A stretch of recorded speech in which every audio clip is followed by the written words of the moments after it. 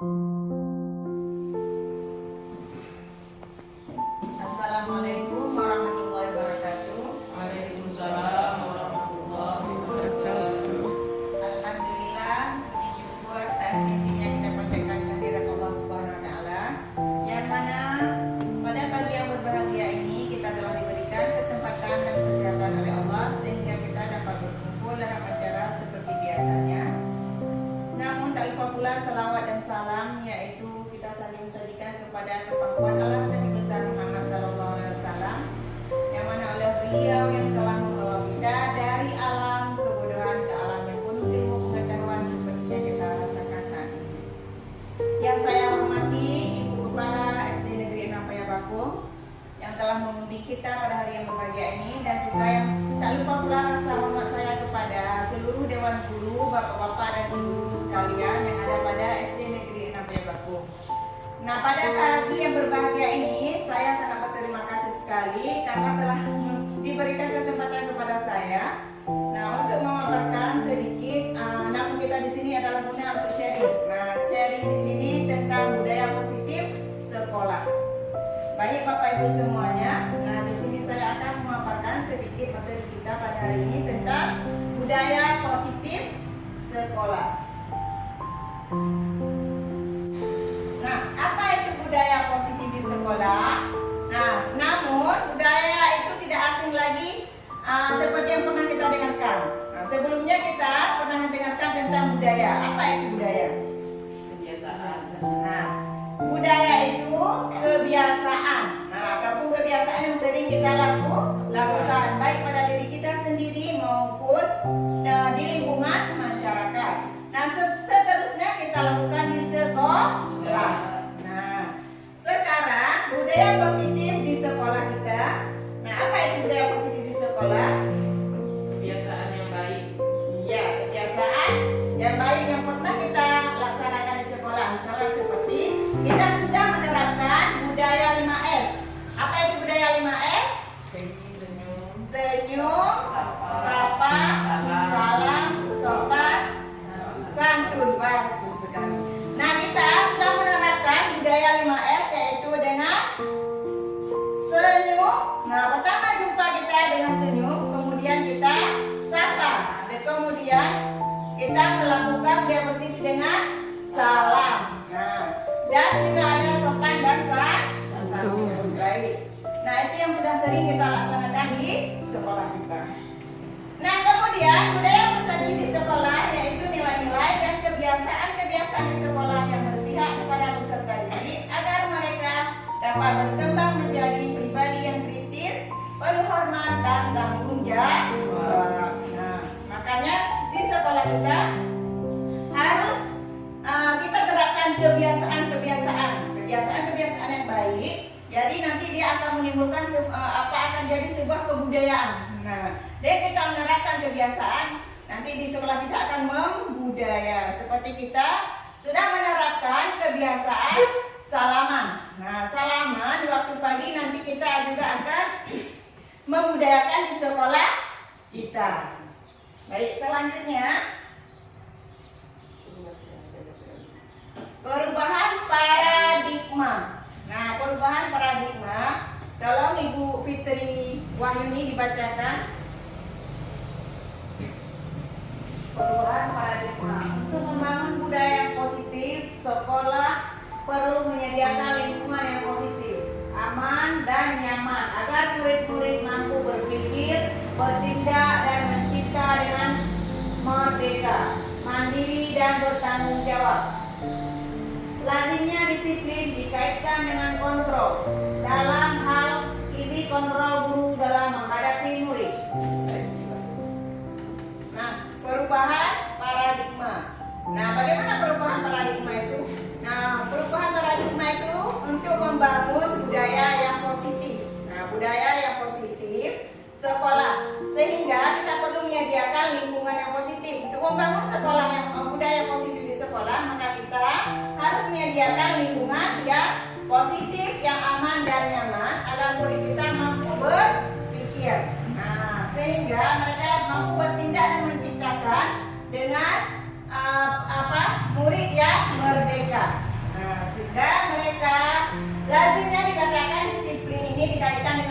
kontrol. Kontrol ini berarti guru yang mengontrol siswa supaya mereka tidak berbuat seenaknya saja.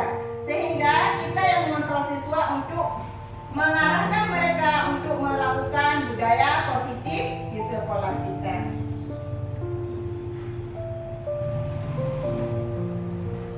Nah, selanjutnya perubahan paradigma juga untuk membangun budaya yang positif di sekolah.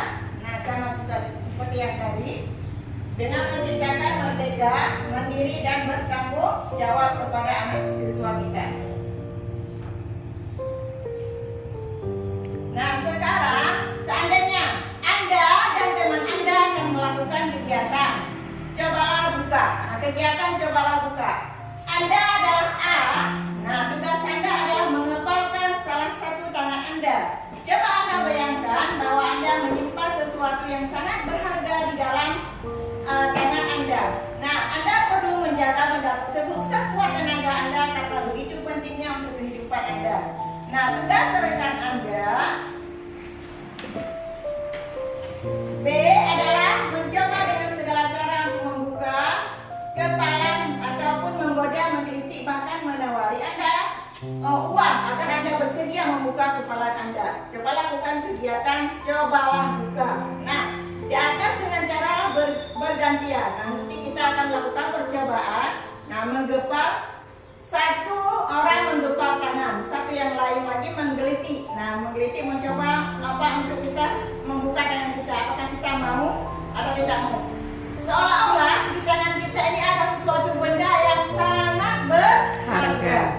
Nah, bagaimana? Apakah kita mau membukanya dengan dikasih uang, di apa? Terserah, pokoknya yang lain menggelitik kita. Nah, menggelitik kita supaya kita membukanya. Nah, bagaimana? Boleh kita lakukan percobaan ini? Baik, sekarang Bapak Ibu melakukan percobaan dengan sesama teman sebangku. Nah, membuat percobaan dengan menggenggam yang si A menggenggam tangan, yang si B menggelitik. Nah, menggelitik, ayolah bukalah, nah kayak gitu. Nah, seakan-akan dalam tangan kita ada sebuah benda permata yang sangat berharga. Nah, bagaimana pendapat Anda? Oke, kita mulai ya. 1, 2, 3.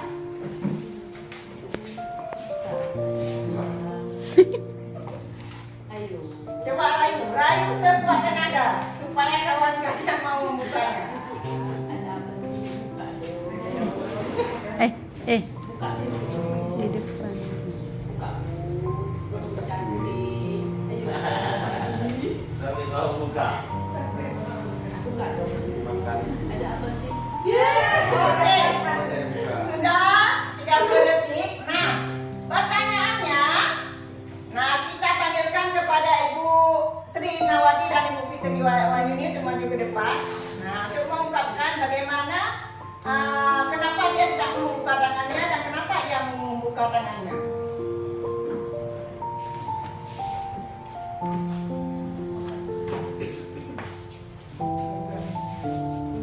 Oke. Nah, sekarang kenapa Ibu Fitri Wanyuni mau membuka tangannya ketika digelintik oleh kawannya? Karena kasihan lah udah dirayu. Jadi karena rayuannya gimana ya saya Iya. Nah, bagaimana dengan pendapat Ibu Sri Nawati?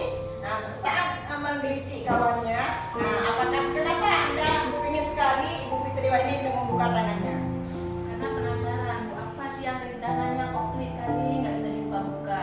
Jadi saya rayu gimana pun terus terbuka. Iya. Bagus sekali. Terima kasih Ibu Sri Nawati.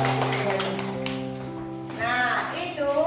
Nah, saat kita menggepalkan tangan berarti perasaan kita di situ ada sesuatu yang sangat berharga. Nah, itu yang mengendalikan tersebut adalah kita sendiri. Nah, pada saat kita menggepalkan tangan berarti kita harus mengendalikan sesuatu. Begitu juga kepada siswa kita. Siswa kita yang mengendalikan siswa kita adalah diri kita sendiri.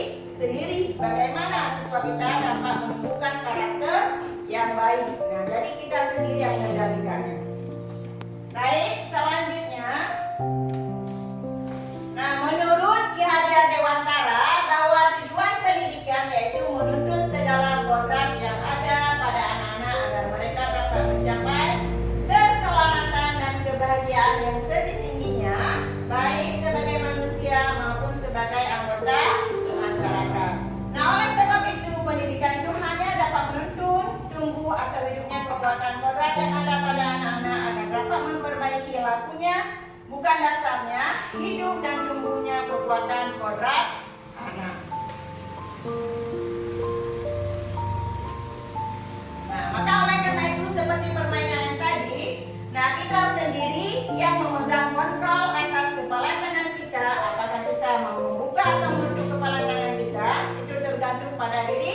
kita masing-masing sesuai dengan kebutuhan dasar kita saat ini.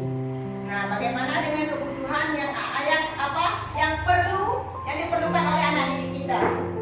Nah, maka kebutuhan itu kita sendiri yang mengontrolnya.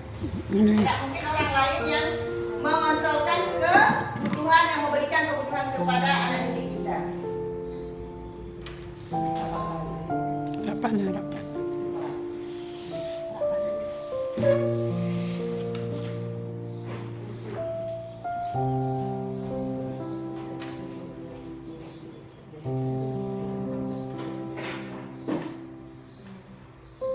Baik.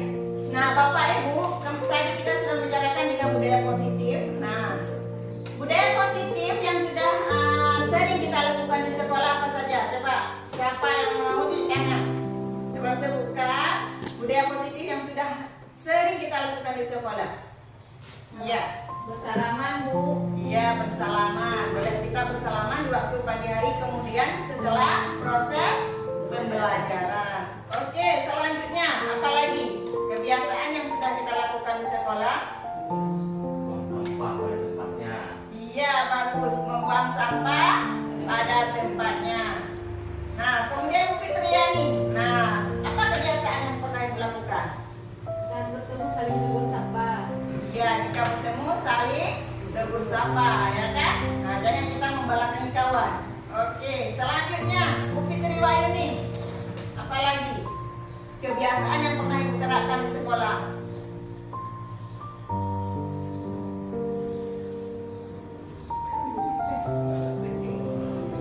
Iya, dengan senyum. Nah, kita juga harus senyum dengan semua orang karena senyum itu juga merupakan sedekah. Maka kita harus menerapkan kepada anak didik kita agar bisa senyum. Nah, baik.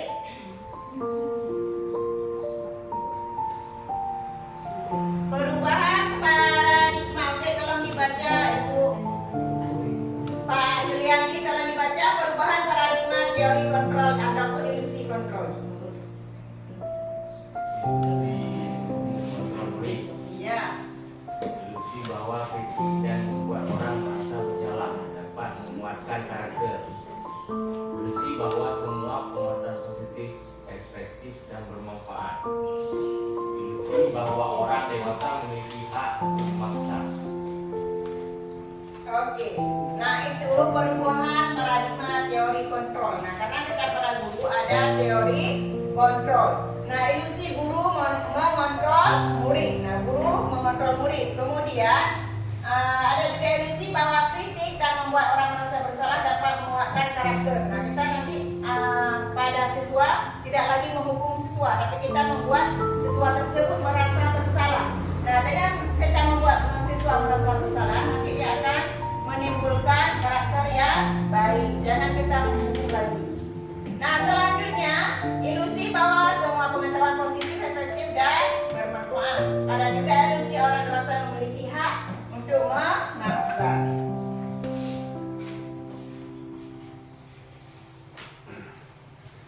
Oke, paradigma stimulus respon teori kontrol. Nah, siapa yang sesungguhnya yang memiliki kontrol? Nah, stimulus respon itu yang pertama kita mencoba mengubah orang agar berpandangan sama dengan kita. Nah, stimulus itu mengubah. Bagaimana mengubah cara pandang orang lain agar sama dengan kita? Maksudnya di sini, nah kita saat membimbing siswa, nah kita harus misalnya kita ingin berkarakter siswa dengan karakter yang baik. Nah, mereka harus membudayakan salam. Nah, bagaimana cara kita membimbing siswa tersebut agar terbiasa dengan salam? Nah, teori kontrolnya kita berusaha memahami pandangan orang lain tentang dunianya. Nah, misalnya kita seperti berada di daerah terpencil, nah kita di perbukitan, berarti anak-anak di sana nanti harus kita arahkan. Nah, sedikit demi sedikit harus kita arahkan dengan berkarakter baik. Nah, tadi mereka belum bisa membaca Asmaul Husna. Nah, dengan kita terapkan setiap pagi kita terapkan baca Asmaul Husna, maka mereka akan terbiasa dan mengarahkan kepada kita. Kemudian sebagai suatu kesalahan. Dengan teori kontrolnya semua perilaku memiliki tujuan. Nah, si anak yang memiliki perilaku buruk, dia juga ada tujuannya tertentu. Nah, makanya nanti kita yang akan mengontrol dia. Kenapa dia berbuat demikian? Nah, orang lain bisa mengontrol saya. Nah, teori kontrolnya hanya Anda yang bisa mengontrol diri Anda. Nah, kita bisa dikontrolkan oleh orang lain, tetapi cuma kita sendiri yang bisa mengontrolkan diri kita sendiri. Saya mau, saya bisa, saya harus bisa. Nah, jadi kita sendiri yang mengontrolnya. Kemudian pemaksaan ada pada saat bujukan gagal, sedangkan teori kontrolnya kolaborasi dan konsensus menciptakan pilihan-pilihan baru. Model berpikir menang atau kalah, kemudian teori kontrolnya model berpikir menang, ingin terus menang. Nah, ya kan? Stimulusnya kita model berpikir saya ingin menang, tapi kalah. Kayaknya kita sudah mundur lagi. Tetapi untuk teori kontrol ini kita harus selalu menang. Kita selalu ingin menang. Kenapa orang bisa sukses? Kita juga harus bisa. Karena kita harus teori kontrolnya model berpikir menang. Oke, selanjutnya. Nah, apa makna disiplin? Nah, ada nggak di sekolah kita terapkan disiplin? Iya. Nah, apa makna dari disiplin? Pak Ruslan? Disiplin itu patuh pada peraturan yang sudah ditetapkan oleh sekolah. Oke, bagus.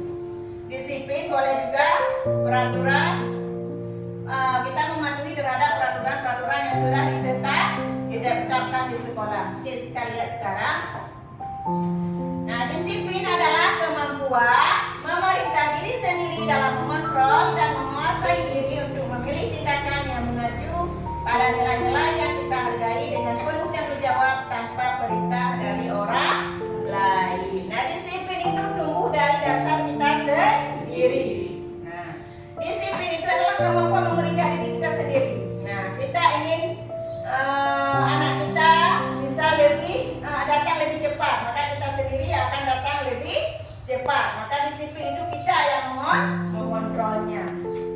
Nah, untuk bagaimanapun misalnya tanpa ibu kelas sekolah menyuruh kita untuk datang lebih awal, maka kita sendiri. Nah, ya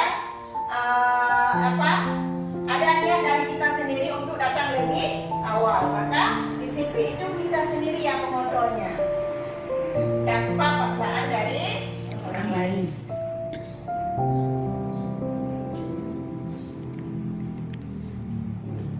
Nah, selanjutnya ada teori motivasi perilaku manusia. Nah, teori motivasi perilaku manusia coba dibacakan Bu Fitriani. Teori motivasi perilaku manusia. 1. Untuk menghindari ketidaknyamanan atau hukuman. Apa yang akan terjadi apabila saya tidak melakukannya?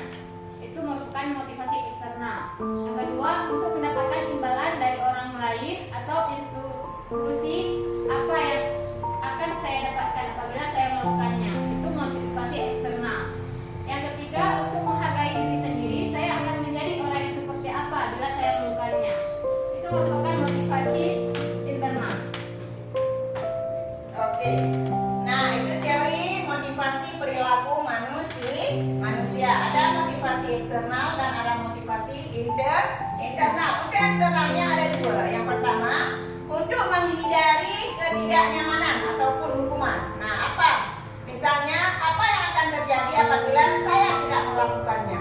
Nah, itu kan misalnya ada sebuah hukuman. Kalau tidak berbuat ini, kalau tidak membuat modul pada saat kita mengajar tidak menggunakan modul ajar, maka kita akan dikenakan sanksi. Nah, maka kita itu merupakan motivasi eksternal dari luar. Maka kita akan bagaimana kita ingin melakukannya. Nah, harus melakukannya, ya kan? Harus membuat modul ajar saat mengajar di kelas. Kemudian yang kedua, untuk mendapatkan imbalan dari orang lain, ataupun institusi. Nah, kita kepingin supaya kita ini diberi imbalan oleh orang lain. Nah, saya mau berdiri di depan supaya saya nanti diberi uang oleh kepala sekolah. Maka Nah, itu juga merupakan motivasi eksternal. Nah, apa yang akan saya dapatkan apabila saya melakukan ini? Nah, saya mau misalnya apa? Membuat kegiatan ekstrakurikuler supaya saya nanti mendapatkan imbalan lebih dari kepala sekolah. Nah, itu juga motivasi eksternal, ya kan? Selanjutnya, motivasi internal. Nah, motivasi internal itu untuk menghargai diri kita sendiri. Ini itu dari dalam, berarti untuk menghargai diri kita sendiri. Saya akan menjadi orang yang seperti apa bila saya melakukannya, ya kan? Nah, itu motivasi internal. Saya ingin melakukan pembelajaran yang berdiferensiasi. Saya ingin melakukan pembelajaran membentuk karakter siswa. Nah, maka saya akan menjadi orang yang seperti apa apabila saya nanti akan melakukannya. Pasti kita akan lebih baik lagi apabila kita melakukan pembelajaran yang seutuhnya kepada murid kita. Pak, ice breaking dulu. Supaya kita lebih semangat, ya. Nah, ice breakingnya kita dengan melakukan tembak dor. Boleh? Boleh. Oke. Nah, ini kita mulai dengan supaya mengingat tentang kelipatan. Nah, kelipatan matematika, ya kan? Nah, nanti tentang kelipatannya nanti pas di kelipatan jangan lagi bilang angkanya. Nanti kita tembak dor, ya. Misalnya kelipatan 2, kita menghitung mulai dari 1. Bilang 1, Ibu Li nanti bilang dor. Nah, langsung tembak, ya. Oke, siap? Oke, kita berdiri sebentar ya, biar lebih semangat.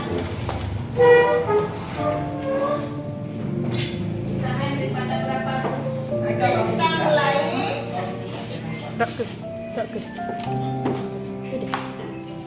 Kita mulai dari kelipatan 2. Bisa? Oke. Kita mulai dari Bu Fitri. Ya, dari kelipatan 2. 1.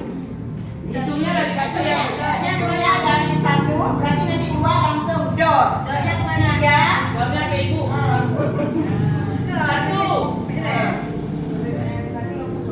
Enggak. Enggak mulai 2. Langsung di kelipatan 2 berarti dor. Setelah 2 apa lagi? 3. Dia 4 Yang dor. 4 dengan lagi 4 berarti Dor. dor. Ya. Oke, 1, 2, 3 siap. 1. Oh iya. Oke, siap. Siap. Kelipatan 2 1. dor. Oke. 3 dor. Dor. 5. Dor. Oke, kelipatan 3. 3 terus ya. 1, 2, 1. 2. Dor. 4. Dor. 6. Oke, masih bagus. Nanti siapa Kalau ada yang yang salah, siapa yang kena tembak aja kamu manja. Kelipatan 4. 1. 2. 3 dor. Oke. 6. Dor.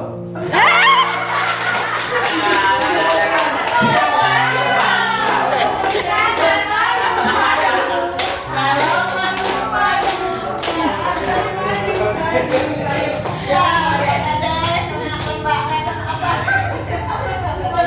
Oke, silakan. Kena sanksi menyanyikan lagu Balapku dengan menggantikan bunyi vokal lo. Ayo. Oke, silakan. 1, 2, 3. Bolongko. 1, 2, 3. Ada. Aduh.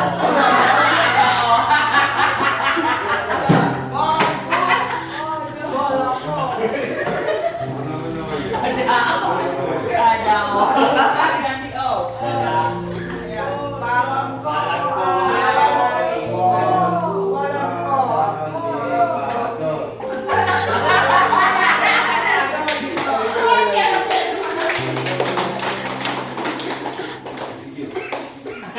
Baik, Bapak Ibu. Bagaimana? Kita lanjutkan apa kita selesaikan? Selesaikan. Salah ada yang salah. Kalau organisasi namanya harus ya dari 5 berapa?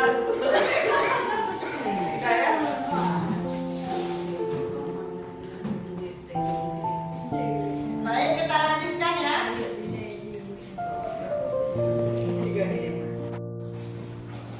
Oke, Bapak Ibu. Nah, tadi kita sudah briefing, pasti kita sudah segar, ya kan? Nah, sekarang kita kembali lagi ke laptop. Nah, tadi ibu sudah menyinggung, saya sudah menyinggung tentang kebutuhan dasar. Kita mengontrol siswa sesuai dengan kebutuhan dasar pada murid. Nah, sekarang ada kebutuhan dasar manusia. Nah, yaitu ada kebutuhan dasar dengan kebebasan, kemudian kebutuhan dasar kesenangan, kemudian cinta kasih dan diterima, kemudian ada kebutuhan dasar penguasaan. Nah, itu yang diperlukan oleh murid kita. Oke, nah di sini ada sebuah ilusi. Nah, Ibu Ani, guru kelas 5 di SD Pelita Hati, sedang bingung menghadapi ulah salah satu murid di kelasnya, Agus. Beberapa anak telah datang dan mengeluhkan Agus yang seringkali meminta bekal makan siang mereka dengan paksa. Jika Anda menghadapi situasi seperti Ibu Ani, apa yang Anda akan lakukan? Nah, menurut Anda kira-kira apa alasan Agus melakukan hal itu? Nah, kan sering misalnya di sekolah. Nah, ini yang terjadi pada Ibu Ani. Nah, di sekolahnya dia pada saat anak-anak membawa bekal makan siang, nah si Agus ini selalu meminta kepada kawannya. Nah, apa kira-kira alasan si Agus melakukan hal itu? Nah, kita lihat. Nah, dalam konteks penerapan disiplin positif, Ibu Ani sebaiknya mencari tahu dulu alasan Agus melakukan tindakan tersebut agar mengetahui kebutuhan mana yang sedang berusaha dipenuhi Agus. Tadi kan tidak ada kebutuhan dasar manusia. Nah, mungkin dia belum terpenuhi kebutuhan yang bagaimana. Nah, di sini kita lihat. Yang pertama apa jawabannya Bu Nurul? Apabila jawaban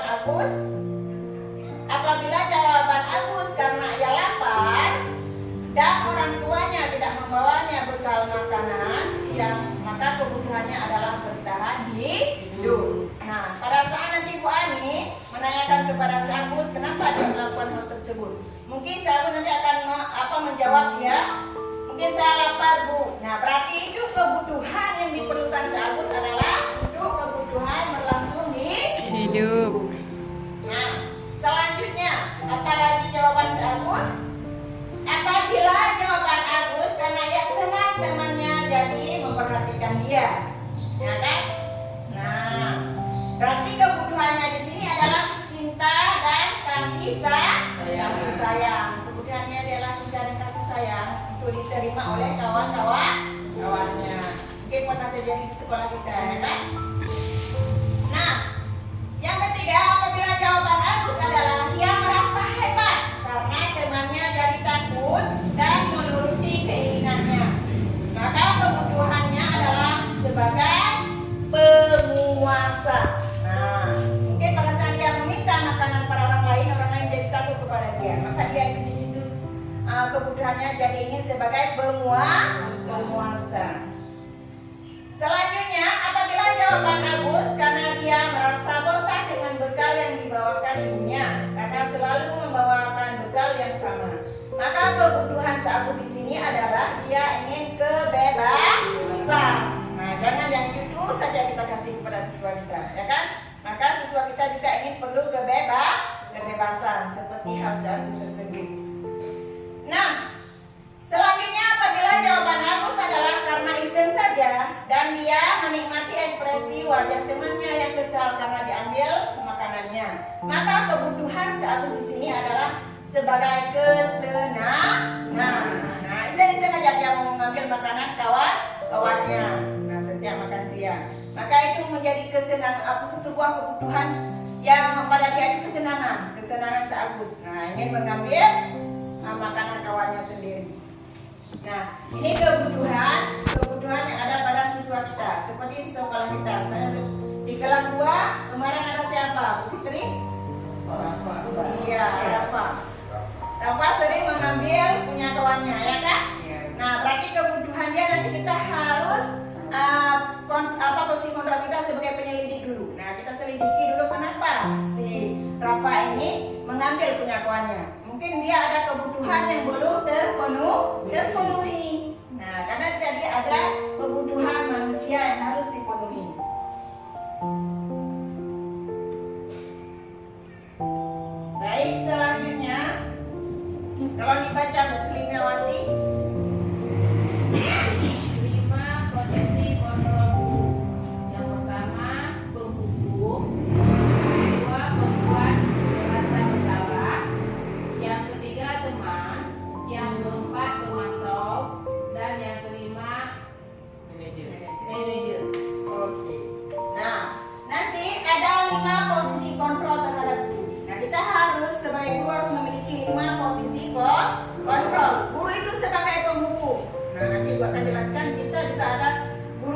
bisa juga sebagai penghukum, tapi penghukumnya yang positif.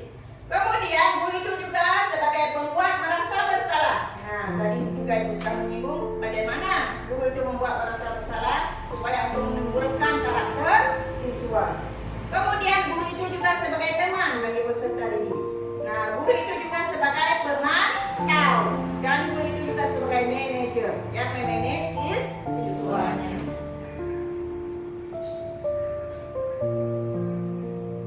Baik, nah ini merupakan bagian 5 posisi kontrol pada guru.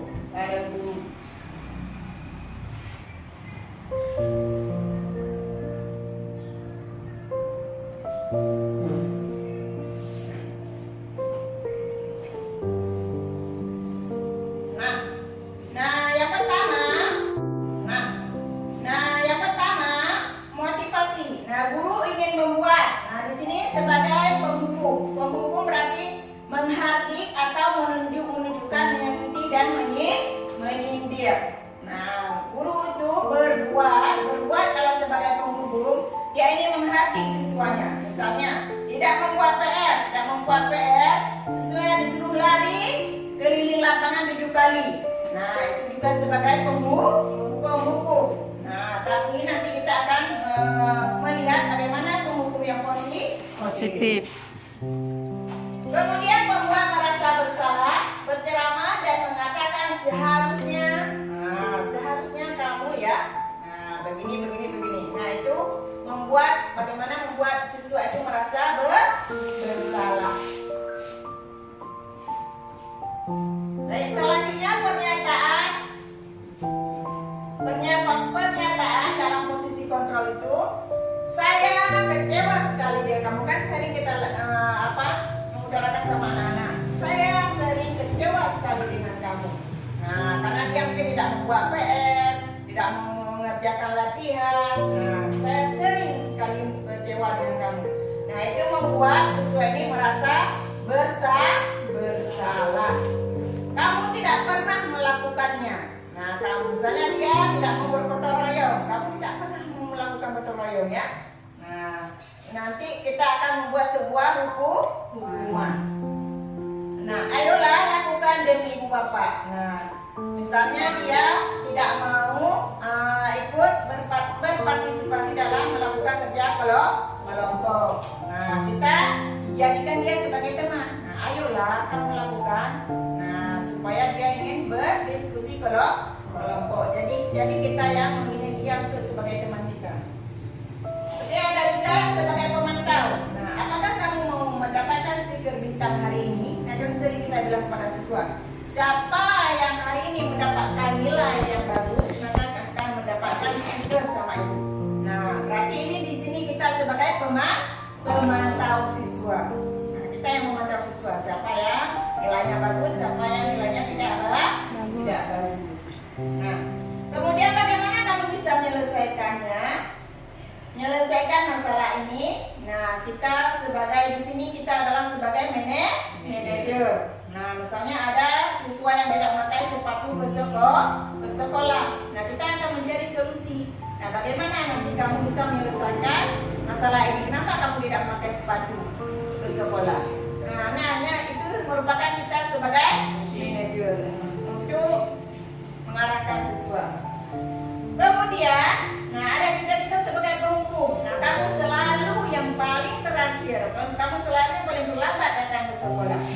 Nah, nanti kita buat nanti di sini sebagai penghukum.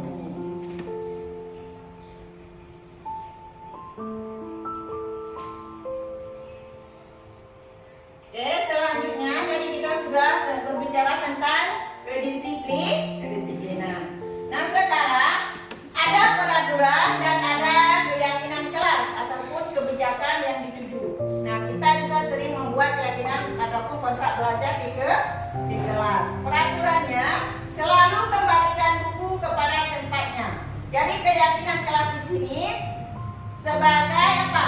Sebagai tanggung jawab. Nah, kemudian kita juga membuat peraturan. Nah, dilarang mengganggu orang lain. Nah, di sini keyakinan kelas ataupun nilai kebijakan yang dituju adalah menghormati orang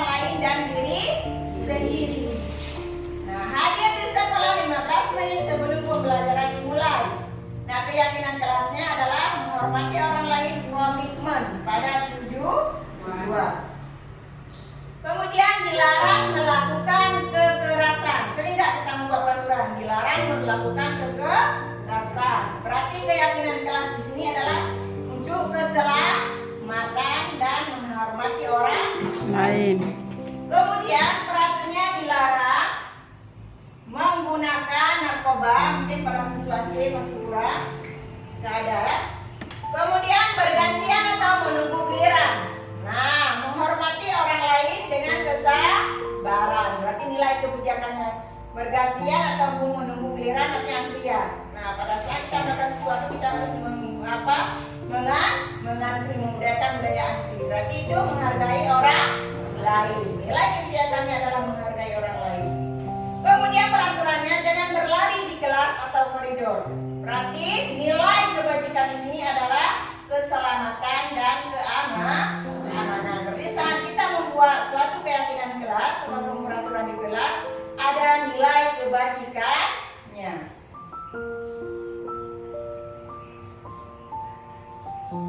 Nah, di sini membuat kesepakatan kelas. Nah, dengan strategi untuk membuat kesepakatan kelas berarti kita harus komitmen. Nah, siswa kita itu harus komitmen. Kemudian tanggung jawab. Nah, pada saat membuat kesepakatan kelas siswa kita juga harus tanggung jawab. Berarti benar ini. Kalau dia sudah membuat kesepakatan dan keyakinan kelas, kita tidak boleh berbicara di dalam kelas. Berarti mereka nanti tidak boleh berbicara di dalam kelas. Kemudian saling menghargai, jujur dan peduli. Ini strategi pada siswa kita. Selanjutnya juga kita akan mengenal segitiga restitusi. Oke, coba dibaca. Pak Ruslan. Segitiga restitusi. Proses menciptakan kondisi bagi murid untuk memperbaiki kesalahan mereka sehingga mereka bisa kembali pada kelompok mereka dengan karakter yang lebih kuat. Melalui restitusi guru dapat membuat murid menjadi lebih memiliki tujuan, disiplin, positif, serta memilihkan diri sendiri setelah berbuat salah. Membantu murid untuk jujur pada diri sendiri dan mengevaluasi dampak dari kesalahan yang dilakukan. Memberikan penawaran kebangsaan. Ya. Nah, bagaimana di sini? Nah, untuk segitiga restitusi di sini berarti kita perlu menciptakan segitiga restitusi di sekolah, yaitu proses menciptakan kondisi bagi murid untuk memperbaiki kesalahan mereka. Nanti kita akan mengenal segitiga restitusi itu bagaimana, sehingga mereka bisa kembali kepada kelompok mereka dengan karakter yang lebih kuat. Nah, jadi melalui segitiga restitusi ini, guru dapat membantu murid menjadi lebih memiliki tujuan disiplin, positif, serta memulihkan dirinya setelah berbuat salah. Jangan nanti ada siswa kita yang telah berbuat salah seenaknya saja. Jadi kita harus melakukan melalui restitusi, nanti ada menstabilkan kondisi. Nah, nanti kita akan melihat bagaimana restitusi tersebut yang harus kita terapkan di sekolah. Kemudian membantu murid untuk jujur pada diri sendiri dan mengevaluasi dampak dari kesalahan yang telah dilakukan. Kemudian memberikan penawaran bukan paksaan kepada siswa tersebut. Jadi nanti dalam sebuah permasalahan kita akan menggunakan segitiga restitusi. Nah, ini bentuk badan dari segitiga restitusi. Nah, di sini ada segitiga restitusi di sini. Yang pertama, menstabilkan identitas. Nah, menstabilkan identitas siswa. Nanti terhadap permasalahan yang kita hadapi. Validasi tindakan yang salah, kemudian menanyakan keyakinan. Ada tiga proses dalam segitiga restitusi di sini. Nah, pada saat nanti si anak berbuat salah, yang pertama kita harus menstabilkan identitas. Yang kedua, kita memvalidasi tindakan yang salah. Tindakan apa yang dia lakukan. Kemudian yang ketiga, kita menanyakan keyakinan.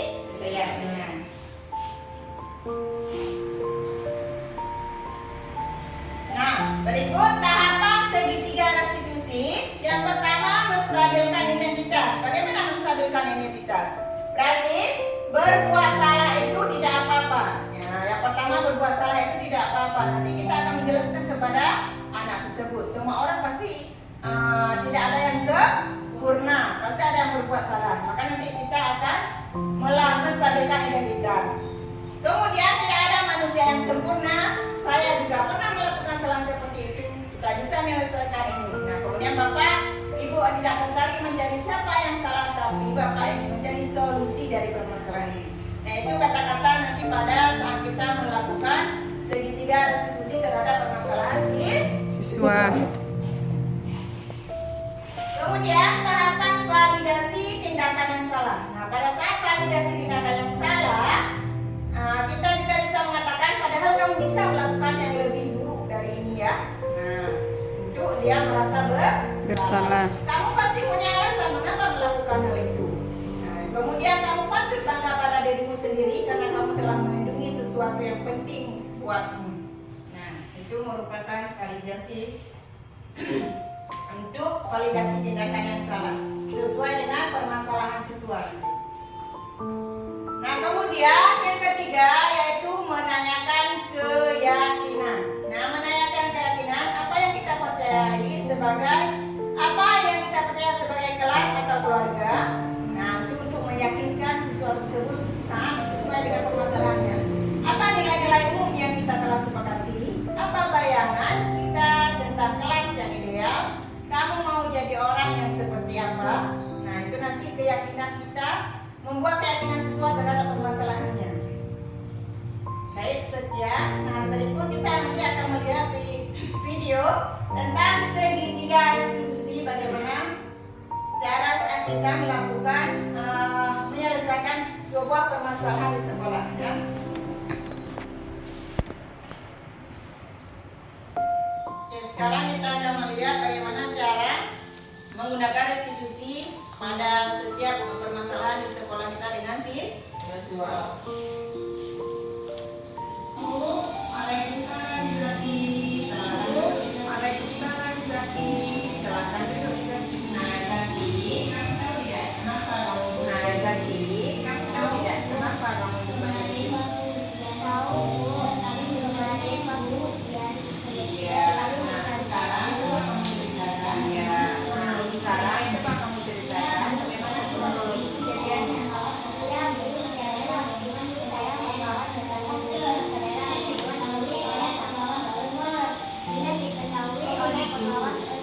Saya yakin tidak ada itu sempurna. Saya yakin tidak ada data yang sempurna. Silakan, kamu sudah baik mengakui kesalahan yang telah kamu lakukan. Kenapa ya? Sampai kamu itu harus menjadi apa ya? Sampai kamu itu harus menjadi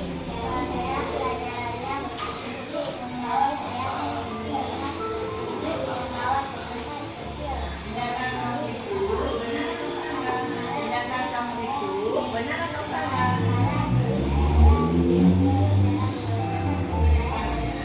Apa yang akan kamu lakukan?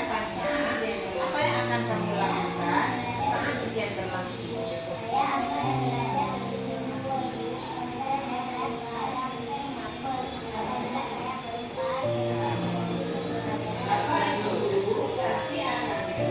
Bapak Ibu pasti akan dengan senang hati membantu kalian. Terima kasih Zaki. Nah, sekarang kamu boleh kembali ke kelas ya. Nah, itu merupakan bagaimana cara kita memvalidasi tindakan siswa, kemudian menstabilitaskan identitas siswa, dan kita juga membuat keyakinan. Nah, berarti kita tidak menghukum secara negatif, kita menghukum secara positif dan membuat keyakinan kepada siswa bagaimana terhadap permasalahan yang telah dilakukannya, ya kan? Nah, begitulah bentuk restitusi yang kita lakukan nanti pada saat kita di dalam kelas menghadapi siswa kita, permasalahan terhadap siswa kita. Nah, jangan sampai kita menghukum, kita suruh keliling lapangan, tidak membuat PR. Nah, itu merupakan hukuman yang negatif, ya kan, yang membuat siswa ataupun membuat siswa sangat menyakiti. Tapi sekarang kita tidak boleh melakukan hukuman yang negatif. Nah, begitulah bentuk kita menghukum sesuai dengan hukuman yang positif. Nah, oke Bapak Ibu, mungkin sampai di sini ada yang ingin ditanyakan? Oke. Saya rasa apa yang telah saya paparkan, insya Allah Bapak Ibu semua sudah dapat memahaminya dan kita nanti akan mampu menerapkan di sekolah kita, ya kan? Nah, baik, cukup sampai di sini saja. Mungkin sharing dari saya. Nah, nanti kita akan lanjutkan di hari yang lain lagi. Baik, saya akhiri. Wabillahi taufiq wal hidayah. Wassalamualaikum warahmatullahi wabarakatuh. Waalaikumsalam warahmatullahi wabarakatuh.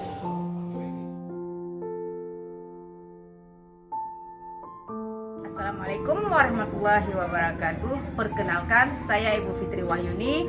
Saya selaku teman sejawat dari Ibu Musnayati. Saya sangat senang sekali dengan paparan Ibu Musnayati tentang diseminasi budaya positif.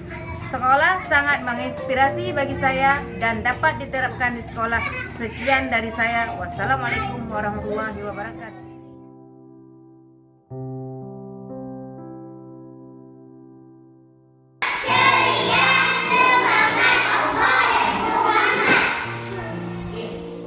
Assalamualaikum warahmatullahi wabarakatuh. Waalaikumsalam warahmatullahi wabarakatuh. Kurang semangat. Assalamualaikum. Jawabnya waalaikumsalam. Bila bertemu orang tuamu, ucapkan salam tanda sayangmu. Bila bertemu gurumu, ucapkan salam tanda semangatmu. Bila bertemu sahabatmu, ucapkan salam tanda salam. Selanjutnya, apa lagi kira-kira? Belajar bagaimana Putri? Belajar dengan sungguh-sungguh. Oke, nah itu kesepakatan kita kan? Nah, apa lagi? Kalau tentang pakaian? Iya, kita memakai pakaian yang rapi sesuai dengan harinya, ya kan? Nah, sesuai dengan hari yang telah ditentukan. Kemudian apa lagi? Apa lagi? Kira-kira kesepakatan kelas kita?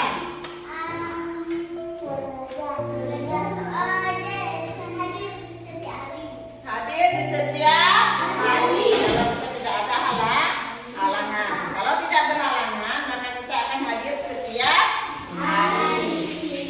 Oke, selanjutnya. Mengerti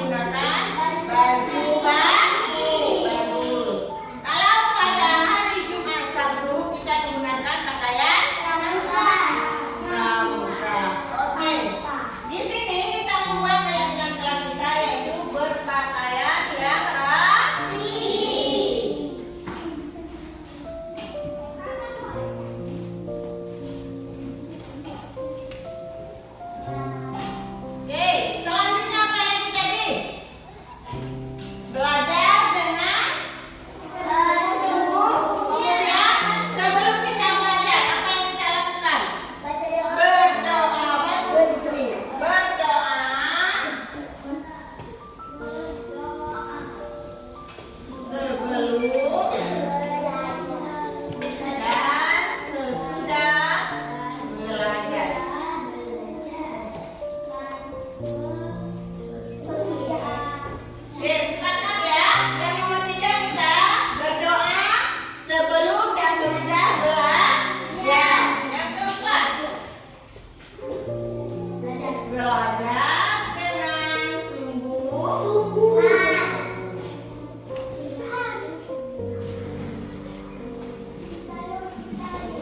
Oke, yang kelima kira-kira apa lagi? Ayo, tadi sudah ada disebutkan. Apa lagi yang kelima?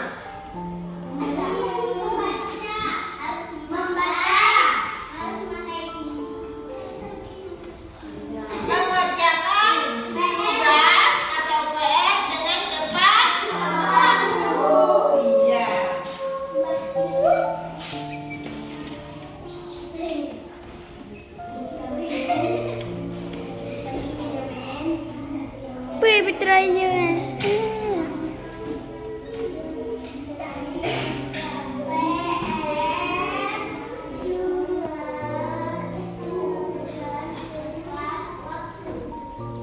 Oke, selanjutnya apa lagi?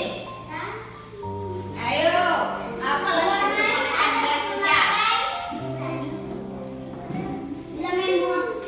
Nah, bagaimana kelas kita? Bisa nggak kelas kita ini kotor? Bisa nggak kita belajar kelas kita yang mencorok ataupun kotor? Bisa nggak kita belajar? Nah, berarti kesepakatan kita selanjutnya apa ya? Iya, menjaga kebersihan kelas. Nomor 6, menjaga kebersihan kelas.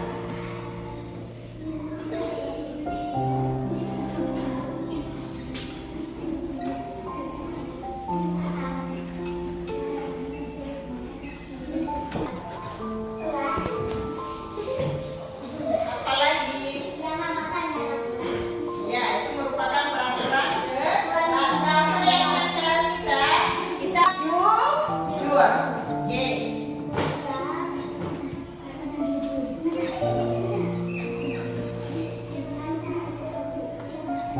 Menanamkan sikap jujur.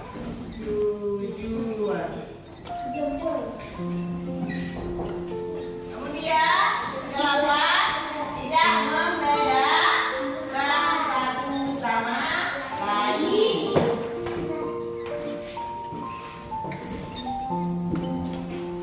Gir.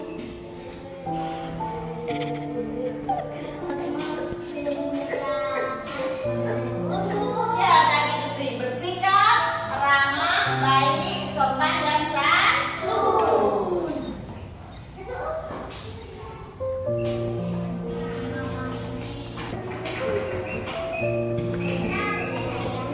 Sayang. Nah, coba dibacakan. Putri, yang pertama apa keinginan kelas kita yang pertama?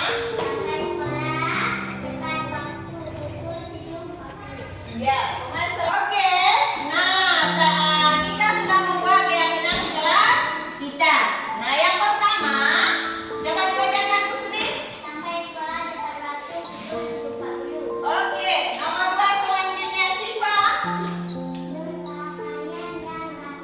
Oke, nomor selanjutnya Zaira. Oke, selanjutnya Mama Siti. Oke, selanjutnya Raffi.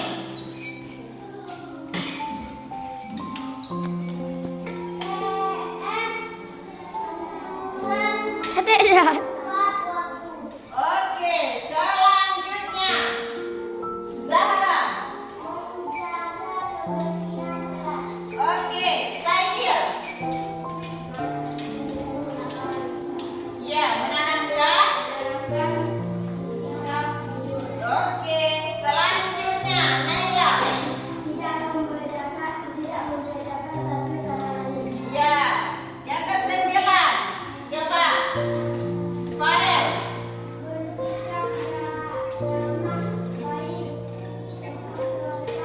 Dan santun. Oke, bagus. Itu keyakinan kelas dari kelas 5 ya kan? Nah, itu kita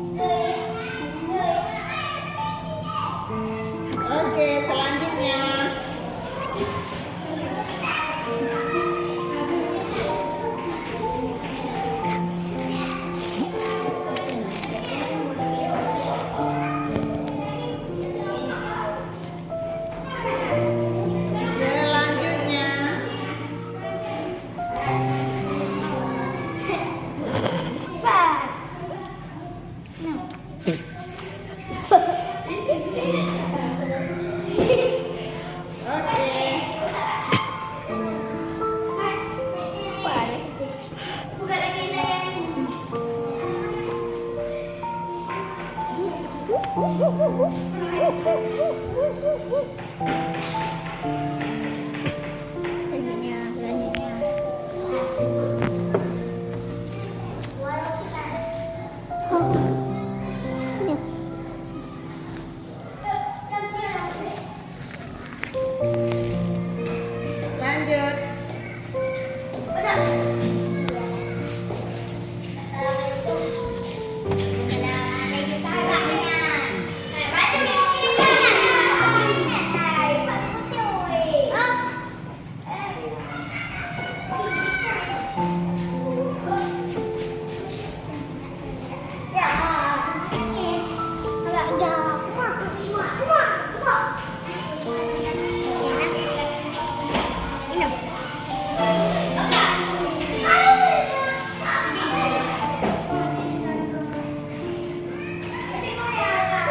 Oke. Selanjutnya.